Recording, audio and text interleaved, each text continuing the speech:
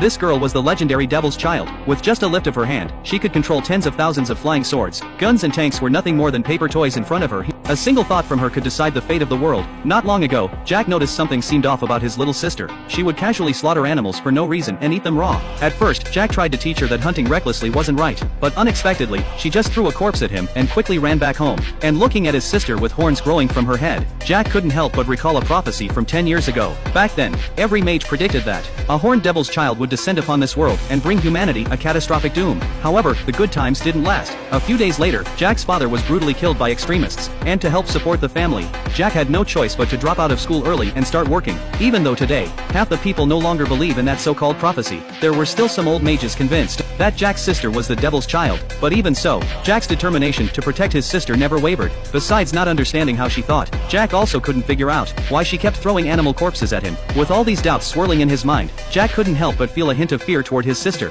That night, something finally happened. While Jack was asleep, his sister sneaked to a nearby farm and used her flying swords to massacre the cattle. In just moments, she had taken down every cow with ease, and then used her magic swords to carry the bodies straight to their doorstep. When Jack woke up, he saw blood and flesh scattered all over the ground. He told his sister to go back to her room and rest, then immediately went to apologize to the farm owner. "Your sister killed this many cows. This should be handled by the police," the owner said. Helpless, Jack had no choice but to lie and claim that he was the one who killed the cows, and he would use his parents' savings to pay for all the losses. Seeing how sincere Jack's apology was, the farm owner decided not to push the matter further. But all of this was seen by his sister. Watching her brother bow and scrape in front of others, she finally realized she had caused him trouble. So she stayed home the entire next day and started teaching herself a 3-character human phrase: "I'm sorry." She planned to say it to Jack when he returned, to show she was seriously reflecting on her actions. But when Jack came home late that night, he was covered in injuries. Clearly, some of the farm owner's people didn't accept the money, and instead had Jack beaten brutally. As Jack, exhausted, collapsed onto the bed and passed out, a single thought formed in his sister's mind: she would protect her brother herself.